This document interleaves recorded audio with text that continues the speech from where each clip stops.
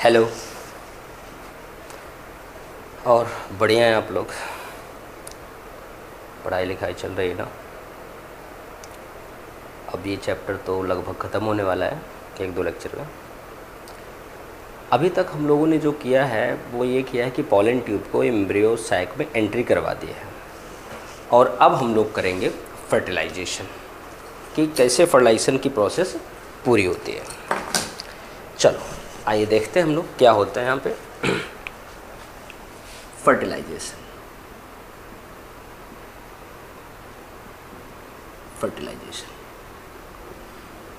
सबसे पहले फर्टिलाइजेशन है क्या? यह है बेटा fusion of male and female gametes, male and female gametes, इसे कहते हैं फर्टिलाइजेशन। बेटा ध्यान देना, अगर हम यहाँ पर आपको दो बातें बताएं। सबसे पहला कि फ्लावरिंग प्लांट में सेक्सुअल रिप्रोडक्शन किसने खोजा? तो सेक्सुअल रिप्रोडक्शन जिन्होंने खोजा था उनका नाम है कैमरेरियस। और दूसरा कि फ्लावरिंग प्लांट में फर्टिलाइजेशन किसने खोजा था, उनका नाम है स्ट्रासबर्गर।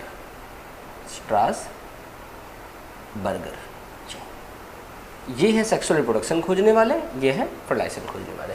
अभी आगे और मिलेगा डबल फर्टिलाइजेशन किसने खोजा, वो भी मिलेंगे। बेटा ध्यान देना, हम लोगों ने क्या किया था कि ये आपने बनाया था ये ओव्यूल,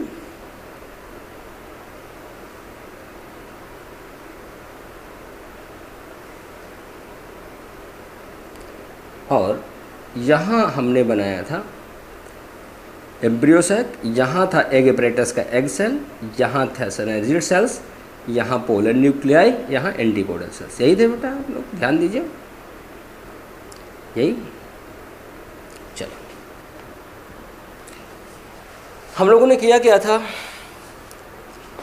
कि पोलन ट्यूब को किसी एक सिनर्जिड सेल में लाकर डाल दिया था, याद आया? और हमने क्या कहा था कि उस दौरान ये धीरे धीरे डिजनरेट होगा, बर्स्ट होकर फटेगा, और यहाँ से ये टिप भी डिजॉल्व हो जाएगा और दोनों मेल गैमेट यहाँ फ्री हो जाएंगे। हो गया? मतलब pollen tube release its content in embryo sac through synergid cell. अब दूसरी सिनर्जिड सेल धीरे धीरे करके ये भी डिजनरेट हो जाएगी। हो गया? अब हमें मिला यहाँ पे दो मेल गैमेट, एक एग सेल, दो पोलर न्यूक्लियाई, और ये एंटीपोडल सेल। बेटा ध्यान देना, ये है एग सेल जिसका न्यूक्लियस कैसा है, हैप्लॉइड। एक मेल गैमेट इसको ले लेते हैं जो कि इसके साथ जाके फ्यूज करेगा, दूसरा मेल गैमेट इधर मूव करेगा। ये है मेल गैमेट, ये भी हैप्लॉइड है। बेटा ये दोनों जो फ्यूज करेंगे, ये दोनों n+n मिलके क्या बन जाएंगे, 2n, and it is called as zygote. अब बेटा ये फ्यूज कर जाएगा तो यहाँ 2n बन गया, it is called as zygote. अब ये जाइगोट बन गया। बेटा एक बात ध्यान देना, एग सेल के और मेल गैमेट के फ्यूजन से जाइगोट तैयार हो गया, ठीक। लेकिन सवाल है कि इस फ्यूजन को, इस फर्टिलाइजेशन को कहते क्या है? बेटा ध्यान देना, ये जो जाइगोट तैयार हुआ है ये एम्ब्रियो बनाएगा और एम्ब्रियो अगली जनरेशन बनाएगा। इसलिए बेटा इस फ्यूजन को, इस फर्टिलाइजेशन को जहाँ पर एग सेल और मेल गैमेट मिलते हैं, इसे कहा जाता है जेनरेटिव फर्टिलाइजेशन। क्या बोलते हैं? Generative fertilization. और जेनरेटिव फर्टिलाइजेशन में haploid male gamete and haploid female gamete अर्थात egg cell get fuse together and form diploid zygote, ठीक। अब बेटा हमारे पास बचा दूसरा मेल गैमेट और ये दो पोलर न्यूक्लियाई। अब देखिए होता क्या है, क्या होता है। अब बेटा जैसे ही ये मेल गैमेट इधर की ओर बढ़ेगा कि दोनों पोलर न्यूक्लियाई क्या है, हैप्लॉइड है, ये भी हैप्लॉइड है, ये दोनों देखो हैप्लॉइड है, ये भी हैप्लॉइड है। जैसे ही मूव करेगा, इधर की ओर बढ़ेगा, ये दोनों मिल करके आपस में फ्यूज कर जाएंगे। ये बन गया अब 2n। अब ये पोलर न्यूक्लियाई नहीं है, अब इसका नाम हो गया सेकेंडरी न्यूक्लियस, सेकेंडरी न्यूक्लियस, ठीक। अथवा इसका दूसरा नाम हम दे सकते हैं डेफिनिव न्यूक्लियस। क्या देते हैं? डेफिनिव न्यूक्लियस। क्या नाम दे दिया? डेफिनिव न्यूक्लियस। बेटा इसमें 2 न्यूक्लियस ऑलरेडी घुस चुके हैं, अब ये तीसरा, अब तीसरा जाके मिलेगा तो यहाँ पर हमें जो स्ट्रक्चर मिल जाएगा अब क्या मिल जाएगा? ट्रिप्लॉयड, 3n हो गया। अब ये 3n हो गया तो अब ये क्या हो जाएगा? ये हो जाएगा PEN, ये हो गया ट्रिप्लॉयड, प्राइमरी एंडोस्पर्मिक न्यूक्लियस। और बेटा ये प्राइमरी एंडोस्पर्मिक न्यूक्लियस हो गया और ये बड़ी वाली एम्ब्रियोसाइक सेल जो यहाँ से ऐसे है, ये बड़ी वाली सेल बन जाएगी PEC, प्राइमरी एंडोस्पर्मिक सेल। बेटा ध्यान देना, ये जो PEN या PEC बना है, इस केस में अगर आप बात करो तो यहाँ पे 3 न्यूक्लियस हैं, एक पोलर न्यूक्लियाई, दूसरा polar nuclei plus haploid male gamete. 3 nucleus fuse होकर के ट्रिप्लॉयड PEN या PEC बना है, इसलिए बेटा इसको कहते हैं हम लोग ट्रिपल फ्यूजन। क्या बोलते हैं? Triple fusion. और मैंने इस बात को इसलिए एक्सप्लेन किया क्योंकि पूछा जाता है ट्रिपल फ्यूजन इसका नाम क्यों है? ट्रिपल फ्यूजन इसका नाम इसलिए है क्योंकि यहाँ पर 3 हैप्लॉइड न्यूक्लियस पार्टिसिपेट करते हैं फ्यूजन के दौरान, इसलिए इसका नाम है ट्रिपल फ्यूजन। और बेटा ये जो ट्रिपल फ्यूजन है, इसमें जो PEN या PEC बना है, ये बेटा अगली जनरेशन नहीं चलाएगा, अगली जनरेशन नहीं बनाएगा। यह एक्चुअल में डेवलप करके वेजिटेटिव सेल बनाएगा जिसमें फूड लैडन होगा, फूड लोडेड होगा, वो इस डेवलपिंग जाइगोट या एम्ब्रियो को फूड प्रोवाइड करेगा। अर्थात ये क्या बनेगा? ये एम्ब्रियो में नहीं बदलने वाला है, ये वेजिटेटिव सेल बनाएगा जो कि रिप्रोडक्शन में पार्टिसिपेट नहीं कर सकता। इसलिए बेटा इस फर्टिलाइजेशन को एक नाम और देते हैं वेजिटेटिव फर्टिलाइजेशन। क्या देते हैं? Vegetative fertilisation. मतलब 2 फर्टिलाइजेशन हो गया, generative fertilisation and vegetative fertilisation. कितने हो गए? 2 हो गए, vegetative fertilisation and generative fertilisation. बेटा ध्यान देना, यह एंजियोस्पर्म का कैरेक्टर है। अब मैं आपको थोड़ा सा ये कहूँगा रिमेंबर रखने के लिए कि ये 2 तरह का फर्टिलाइजेशन जो सेम एम्ब्रियोसाइक में हो रहा है, one is generative and second is vegetative. It is character of angiosperm. और बेटा 2 होने की वजह से हम कहते हैं इस पूरे कंबाइंड प्रोसेस को डबल फर्टिलाइजेशन। क्या बोलते हैं? Double fertilisation. आपको याद रखना है कि डबल फर्टिलाइजेशन इज कैरेक्टर या फीचर ऑफ एंजियोस्पर्म। ये बेटा एंजियोस्पर्म के अलावा कहीं नहीं पाया जाता, चाहे वह जिम्नोस्पर्म हो, इधर वह टेरिडोफाइट हो या ब्रायोफाइट हो, कुछ भी हो, बेटा एंजियोस्पर्म के अलावा आपको डबल फर्टिलाइजेशन कहीं भी नहीं मिलेगा। याद रखना है डबल फर्टिलाइजेशन इज कैरेक्टर और फीचर ऑफ एंजियोस्पर्म। चलो अब एक बात और बताते हैं, अब प्रूफ भी देते हैं आपको। बेटा ध्यान देना, यहाँ पर एक फर्टिलाइजेशन से गैमीट बन गया।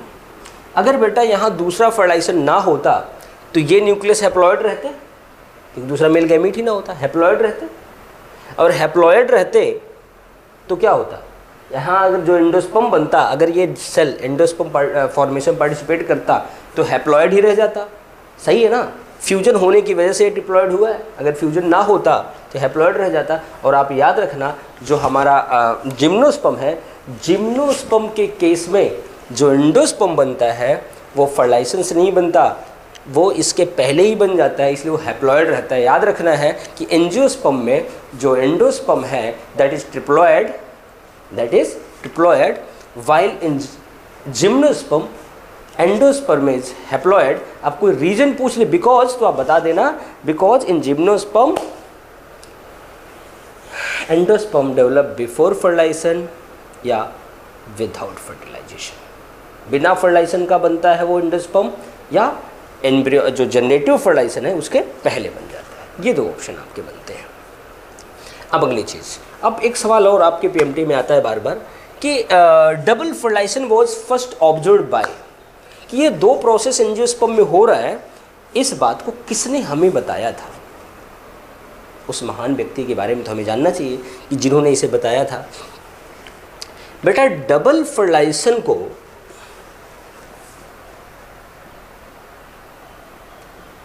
डबल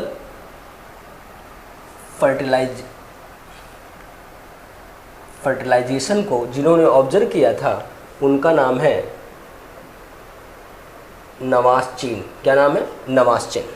नवास्चिन साहब ने ऑब्जर्व किया था दो पौधों में, एक का नाम है फ्रिटिलैरिया, दूसरे का नाम है लिलियम। फ्रिटिलैरिया और दूसरे का नाम क्या है? लिलियम। फ्रिटिलैरिया और लिलियम में ऑब्जर्व किया था। किस में ऑब्जर्व किया था? फ्रिटिलैरिया एंड लिलियम। बेटा चलो ये डिस्कवरी भी हो गई। अब मैं आपको एक मज़ेदार बात बताता हूँ। आपको एक बात तो हमेशा याद रखना है इन जनरल कि एंजियोस्पर्म का एंडोस्पर्म ट्रिप्लॉयड होता है, एंजियोस्पर्म का एंडोस्पर्म ट्रिप्लॉयड होता है और जिम्नोस्पर्म का एंडोस्पर्म हैप्लॉयड होता है। ठीक, बट बेटा एक्सेप्शन है। एक्सेप्शन तो बहुत सारे हमारे पास हैं, बट आपको मैं सिर्फ दो नाम बता रहा हूँ। एक हमें याद रखना है ओइनोथेरा। ओइनोथेरा, ओइनोथेरा का पूरा नाम है ओइनोथेरा लैमार्कियाना, इसे कॉमनली कहते हैं इवनिंग प्राइमरोज। ओइनोथेरा का एंडोस्पर्म होता है डिप्लॉयड, और दूसरा आपको याद रखना है फ्रिटिलैरिया। फ्रिटिलैरिया इसका एंडोस्पर्म होता है पेंटाप्लॉयड।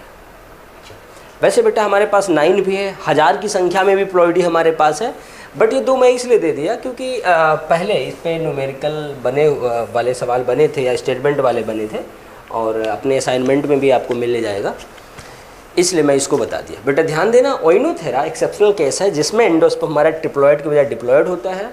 फ्रिटिलैरिया हमारा प्लांट है, इसमें एंडोस्पर्म ट्रिप्लॉयड के बजाय पेंटाप्लॉयड होता है। बट ये रेयर है, इसे आप ध्यान नहीं रखना, सिर्फ एज एक्सेप्शन याद रखना है। बाकी आपको याद रखना है कि ये ट्रिप्लॉयड होता है और जाइगोट हमारा डिप्लॉयड होता है। इसको मैं बार बार इसलिए फोकस कर रहा हूँ, नहीं तो ये 2 मिनट बता के आगे में निकल जाता। ठीक, जैसे होता है ना, बता दिया आगे बढ़ गई, लेकिन मैं इसलिए कर रहा हूँ क्योंकि बेटा हमें इस पर न्यूमेरिकल करने हैं, फोकस करना है, नंबर ऑफ म्यूसिस काउंट करना होता है, नंबर ऑफ गैमेट्स काउंट करने होते हैं। तो आओ देखते हैं, इस पर थोड़ा सा 1-2 सवाल कर लेते हैं, फिर हम पोस्ट फर्टिलाइजेशन चेंजेस की बात करते हैं कि फर्टिलाइजेशन के बाद क्या क्या होता है, फ्लावर में क्या होता है, ओव्यूल में। ठीक बेटा, इधर ध्यान देना आप लोग। बेटा एक बात ध्यान देना, अगर कोई आपसे पूछ ले कि एक सीड बनाने के लिए, ओव्यूल हमारा फर्टिलाइजेशन के बाद सीड में बदल जाता है, सीड बनाने के लिए कितने पॉलन ग्रेन चाहिए, कितने मेगास्पोर चाहिए, एक सवाल ये बन सकता है। या पूछ सकता है एक सीड बनाने के लिए कितने मियोसिस चाहिए, या पूछ सकता है कि 2 प्लांट हैं उनमें number of chromosome this and this है, आपको एंडोस्पर्म और एम्ब्रियो में संख्या बतानी है क्रोमोसोम की। या फिर एक ही प्लांट है, उसके लीफ में, रूट में या कहीं पर नंबर ऑफ क्रोमोसोम दिया है, आपसे पूछ लेगा कि अब इसके एंडोस्पर्म में और जाइगोट में बताओ। या फिर एग्जामिनर आपको एक लीफ का या रूट का नंबर ऑफ क्रोमोसोम दे देगा, फिर आपको कहेगा डेटा तैयार करो कि पॉलन में कितना होगा, पीएमसी में कितना होगा, एमएमसी में कितना होगा, मेगास्पोर में कितना होगा, साइनर्जिड में कितना होगा, एग में कितना होगा, एंडोस्पर्म में कितना होगा। बेटा इस तरह के सवाल आते हैं। एक हम लोग एक छोटा सा सवाल करते हैं कि मान लो हमारे पास प्लांट है, प्लांट ए, इसके लीफ में, लीफ सेल में नंबर ऑफ क्रोमोसोम है 32। कितना है नंबर ऑफ क्रोमोसोम? 32। तो अब आपको बताना है number of chromosomes in, number of chromosomes in pollen, megaspore, endosperm, synergid, antipodal cell, embryo embryo, बस इतना काफ़ी है। बेटा ध्यान देना, सवाल है कि प्लांट ए के लीफ सेल में नंबर ऑफ क्रोमोसोम 32 है, 32 है। इसका मतलब बेटा 32 है तो लीफ इन जनरल, यहाँ पर कुछ प्लांट के बारे में दिया नहीं है, दिया नहीं तो हम मानेंगे इट इज़ डिप्लॉयड, क्योंकि इन जनरल हमारे से प्लांट क्या है, डिप्लॉयड। ठीक, डिप्लॉयड है बेटा। अगर ये डिप्लॉयड है तो पॉलन कैसा होता है, haploid, megaspore haploid, endosperm triploid, अभी आपने पढ़ा है, साइनर्जिड हैप्लॉयड पढ़ रखा है, एंटीपोडल हैप्लॉयड पढ़ रखा है, एम्ब्रियो डिप्लॉयड पढ़ रखा है। अब आप वहाँ से इसको कैलकुलेट कर लो। अगर डिप्लॉयड बराबर 2n बराबर 32 तो n बराबर 16, तो यहाँ हो जाएगा 16, यहाँ हो जाएगा 16, n बराबर 16 तो 3n बराबर 16 इंटू 3 बराबर 48, तो एंडोस्पर्म कितना हो जाएगा 48, ये कितना हो जाएगा 60, ये 16, ये कितना हो जाएगा 32, लिखा हुआ है 2n बराबर 32, बस हो गया आंसर हमारा। बेटा ऐसे डेटा वाले भी सवाल आते हैं हमारे पास। ठीक, तो आगे बढ़ते हैं।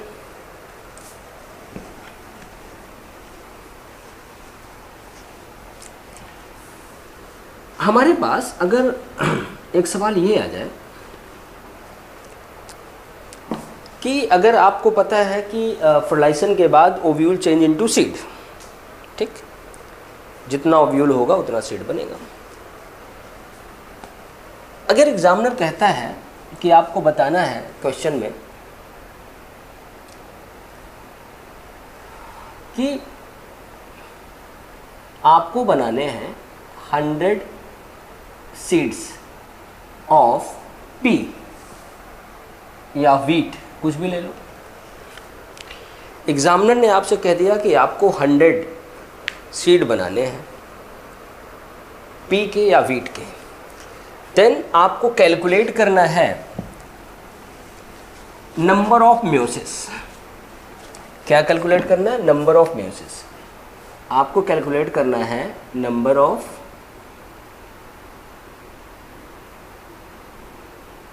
Meiosis, number of meiosis calculate करना है 100 सीड बनाने के लिए।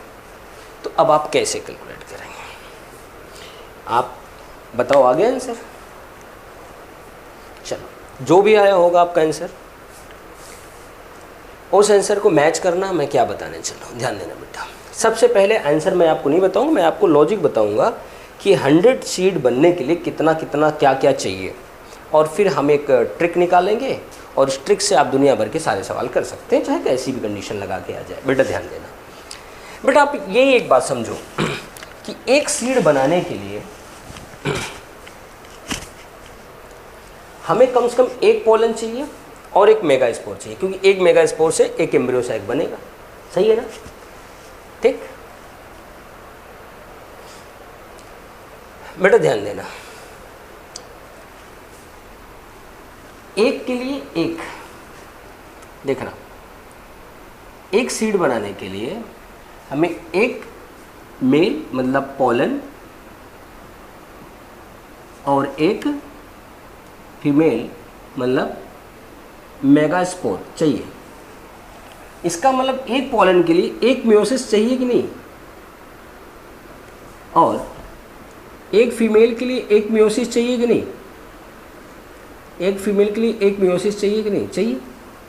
इतना पता चल गया। अगर बेटा आप यही सोचो कि अगर एक सीड के बजाय हम यहाँ नंबर ऑफ सीड n कर दें तो हमें n पोलन चाहिए, हमें ये भी n चाहिए। बेटा ध्यान देना, पोलन ग्रेन के लिए हम लोग क्या करते हैं, जैसे हमने कहा कि 64 पोलन बनाना है, नंबर ऑफ मियोसिस आप क्या करते हैं 4 से डिवाइड कर देते, क्योंकि एक मियोसिस से 4 बनते हैं। यहाँ हम क्या करेंगे n/4, और यहाँ इक्वल रखेंगे क्योंकि एक से एक बनता है, यहाँ हम क्या कर देंगे n, यही कर देंगे। तो इसका मतलब बेटा जो हमें यहाँ तरीका निकल के आएगा वो निकल के आएगा, इसका एलसीएम लो, नीचे आ जाएगा 4, यहाँ आ जाएगा n प्लस 4n बराबर हो जाएगा 5n/4। ये हो गया नंबर ऑफ म्यूसिस। इसका मतलब हम लिख सकते हैं नंबर ऑफ म्यूसिस बराबर नंबर ऑफ सीड इंटू 5/4। अब ये सारा मिटा दो यहाँ से, ठीक है, हमारे पास ट्रिक निकल के आ गया। अब क्या है, नंबर ऑफ म्यूसिस पता करना है 100 सीड के लिए, तो 100 इंटू 5/4 कितना हो जाएगा 125। कितना हो गया 125, हो गया ना। अब ये ट्रिक आपको याद रखना है, और ट्रिक को मैंने विद लॉजिक आपको बताया है। मैंने ऐसा नहीं किया कि ट्रिक डायरेक्ट लिख लो, इसको याद करके रख लेना, ऐसा कुछ नहीं है। जो चीज़ें हमारे पास बेटा लॉजिकल हैं, अन्यथा है ही नहीं। ठीक, ध्यान देना इस बात को। अब इसी चीज़ को हम अप्लाई करते हैं एक जगह और, थोड़ा सा टेढ़ा मेढ़ा करके। आपको 27 सीड बनाना है। अब कैलकुलेट करो आप लोग।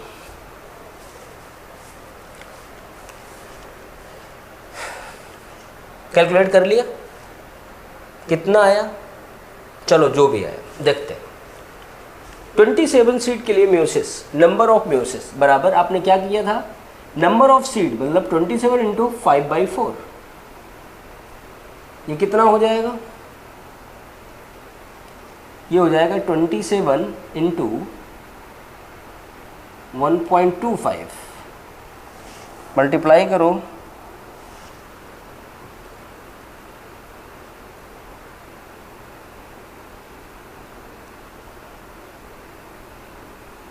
इतना आएगा 33.75। कितना आएगा 33.75। अब नंबर ऑफ म्यूसिस 33.75 तो हो नहीं सकता, तो आपके मन में एक बात याद आ गई होगी, जब फ्रैक्शन में आएगा हम क्या करेंगे, आगे वाली संख्या लेंगे। कितना हो जाएगा 34। बेटा ऐसा इसलिए हो रहा है, अगर यहाँ 28 सीड कर देते हैं हम लोग, तो पोलन के लिए कितने पोलन, 7 म्यूसिस हो जाती। अब यहाँ 27 है, 24 तक तो 6 हुए, उसके बाद 7वां तो होगा ही होगा, इसलिए ऑड में आ रहा है। बेटा ध्यान देना, इसलिए यहाँ अजीब सा आया था, इसलिए मैं अगला करना पड़ा। पॉइंट में कभी भी आंसर आए तो आप अगला फिगर लोगे। अब बेटा एक सवाल और, जो एग्जामिनर जहाँ आपको इतना पढ़ाने के बावजूद भी एग्जामिनर आपको गिरा देता है, आपका आंसर गलत करवा देता है, उस केस की भी बात कर लेते हैं जहाँ पर एग्जामिनर हमें फेल कर देता है इतना सब कुछ सीखने के बावजूद। बेटा वो है, एग्जामिनर हमें कह देता है कि number of meiosis for 100 seeds in cyperus plant.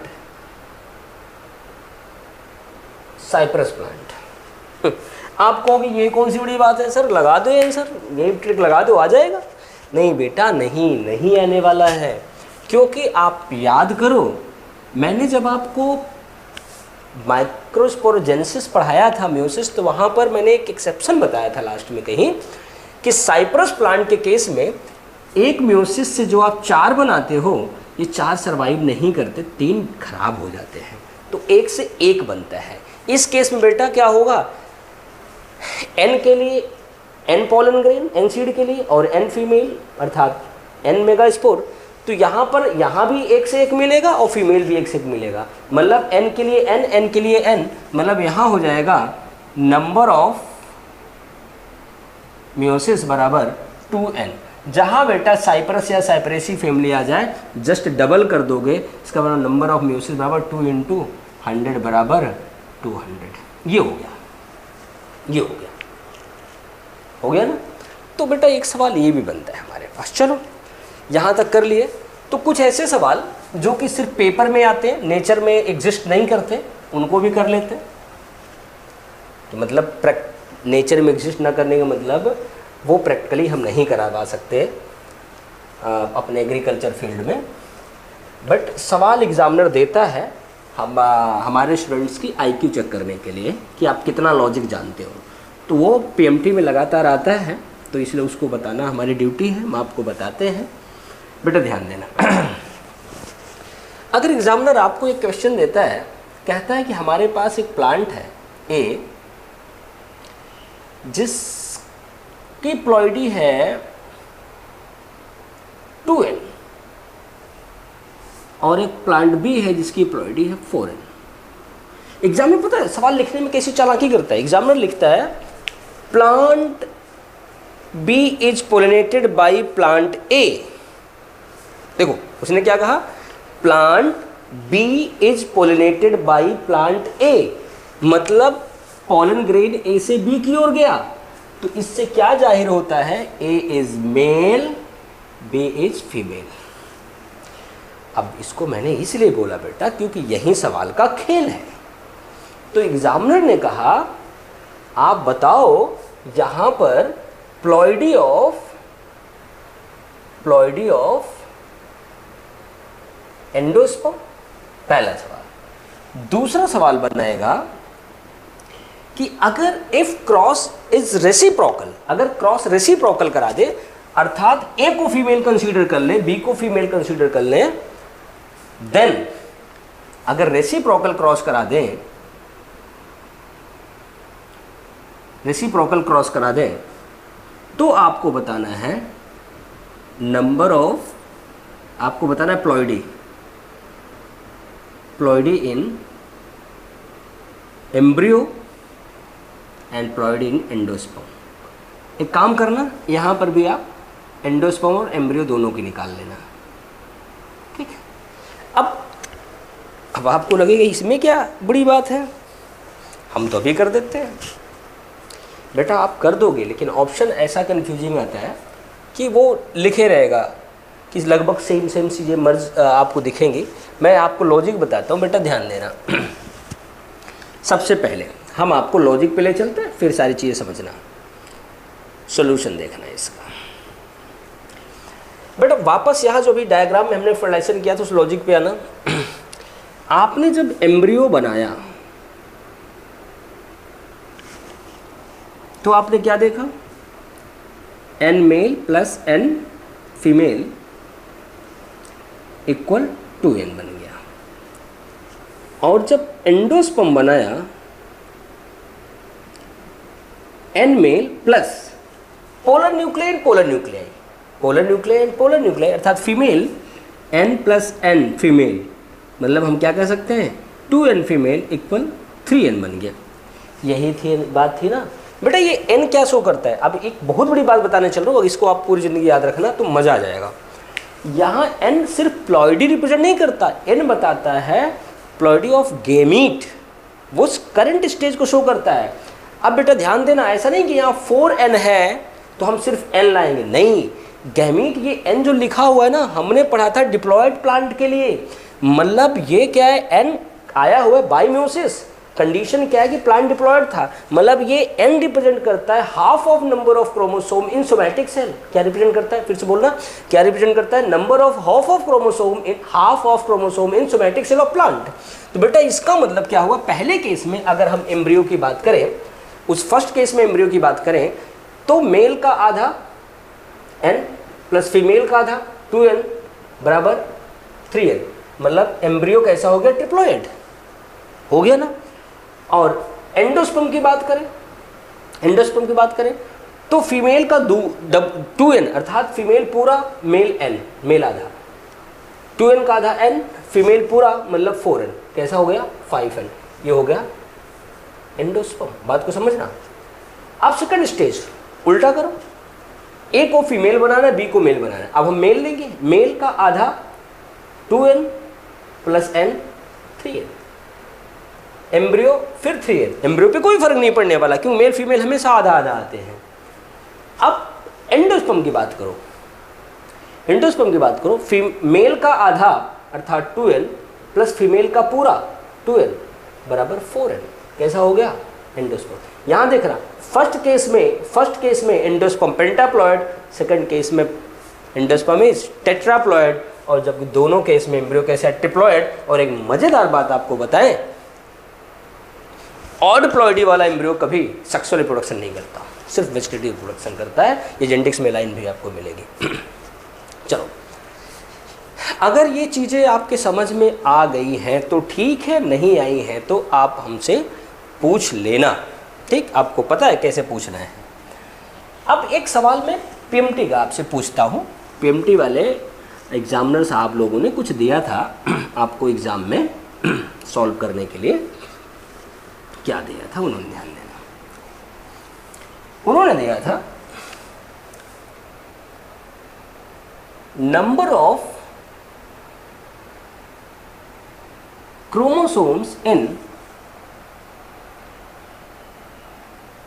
Endosperm of wheat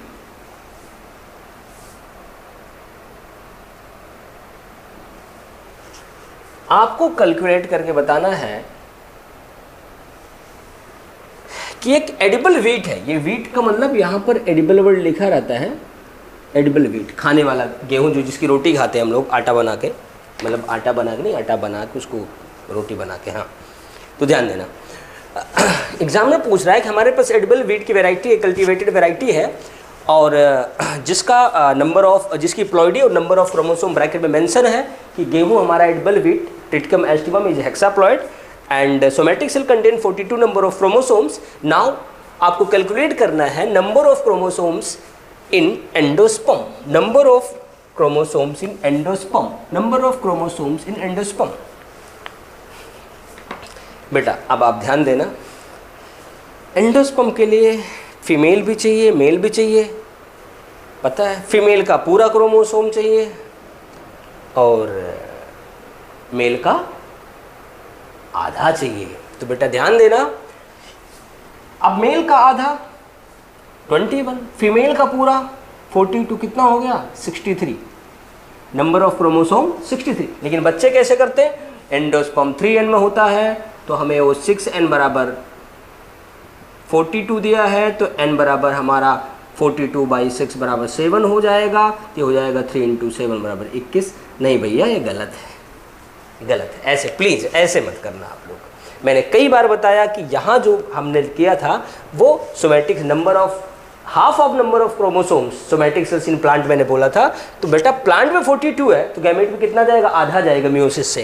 तो बेटा ध्यान देना, फीमेल का पूरा अर्थात 42, मेल का आधा 21, क्या बन गया, एंडोस्पर्म। अब बेटा इतना मैंने आपको बता दिया।